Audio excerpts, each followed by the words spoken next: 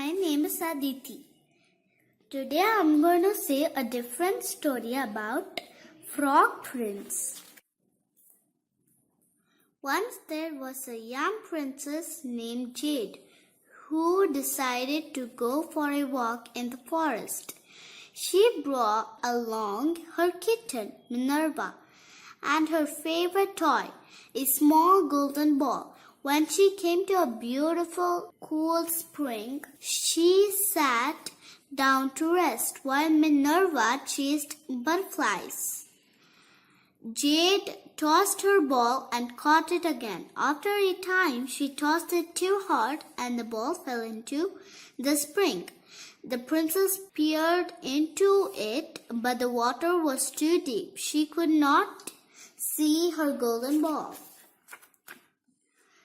Oh, she cried. I would give all my jewels and beautiful clothes if only I could have my golden ball back. While she was sobbing by the side of the spring, an ugly green frog stuck his head out of the water. What's wrong? He asked. Why are you crying? You can't help, she said. You're an ugly frog. Ugh. But the frog told her he could get the ball. All he wanted to live with her, to eat from her plate, and to sleep from her bed.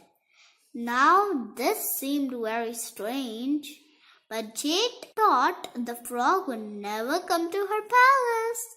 So she agreed to do as the frog wished.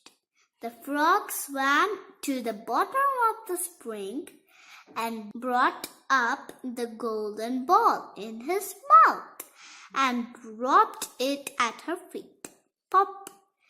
Jade was so happy that she grabbed her golden ball and ran home with Minerva, forgetting all about the frog. After all, how could the frog live its home in the spring? Wait! Called the frog after her, but Jade ran on.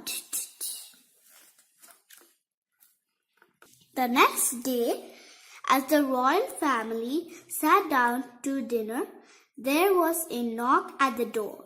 The princess herself answered it. To her amazement, there sat the frog. He began to sing, Princess, my princess, princess, my princess. I pray I'm not late. I'll sleep in your bed and I'll eat from your plate. The princess was so frightened to see him there that she slammed the door and went back to the table. Who was there? asked the king. What a strange little song, remarked the queen. Then Jade told them the story. The king shook his head and said, If you gave your word, you must. Her mother agreed. So Jade went to the door and let the frog in. He came tap, tap, splash, splash across the marble floor. Then he gave a lip and was sitting beside Jade at her table. Move your plate across so that I may eat from it, he begged, and Jade did. When they were finished, he had Minerva followed her up the marble steps to her bedroom. Jade felt sure she could not sleep in a wink with the frog in her bed. But he rolled himself in the edge of the covers and stayed quite away of her way, so all there slept soundly. When morning came, the frog gave a little bow, hopped down the stairs, and went off towards the forest. Jade hugged Minerva close and breathed a sigh. That's the end of him, she told Minerva. But the next evening, just as the royal family sat down to dinner, there was a knock at the door. Jade opened it, and there was the ugly green frog as before, singing his song again. Before she could say, "Go away," he had tapped,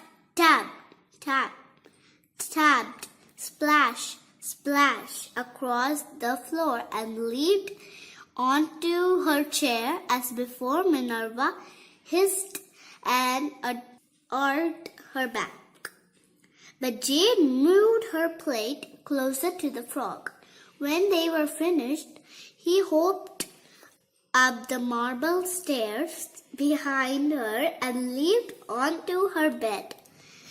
This night, Jade didn't mind the frog so much. After all, he was such a polite frog, and he sang so very nicely. The next morning, the frog returned to the forest. On the third night, he was back again.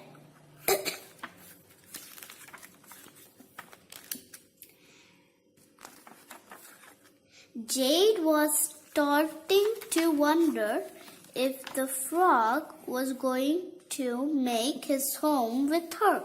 She thought it might not be so very bad. He seemed kind and might make a good friend.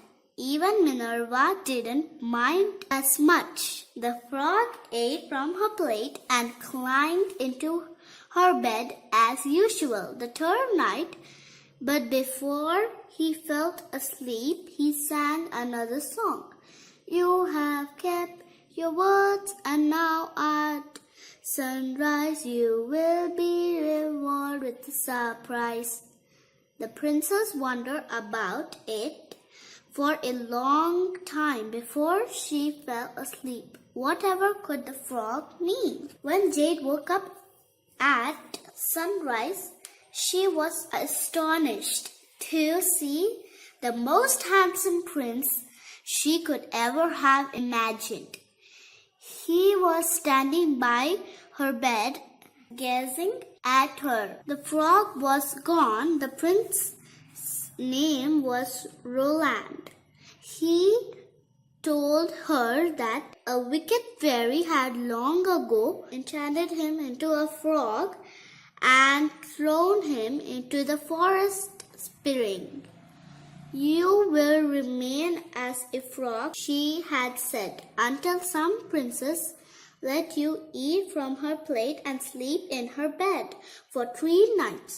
And so you did." Prince Roland said, "Come with me to my father's kingdom and be my wife. I will love you as long as I live." Jade could hardly believe what was happening. "Yes," she said, "I will marry you." They ran downstairs to tell the wonderful news to the king and the queen. Jade's parents were amazed to see a strange prince in their house, but Roland explained about the enchantment and the fairy. And then this morning there he was standing by my bed, Jade exclaimed, "and I knew I wanted to marry him, even he was still a frog. I had started to care for him." True kindness and goodness cannot be disguised by an ugly appearance. Jade's father gave his blessings to the young couple and his thanks to the Prince Roland. "You have taught my daughter Jade not only the meaning of patience, but also the importance of being true to one's word," said the king. Soon afterward, Princess Jade and Prince Roland were married in a beautiful palace ceremony. Nearly everyone from around the kingdom came to see the prince miraculously transformed from a frog to a handsome young man because of Jade's good deed. Then, with a tearful farewell, the couple departed for Roland's native country. There, his parents and the king and the queen of that land made them welcome. From that day onwards, Jade was careful how she treated the small animals of the forest, for she was never exactly sure which one was bewitched and which one was not. Thank you for seeing this video and hope you like it.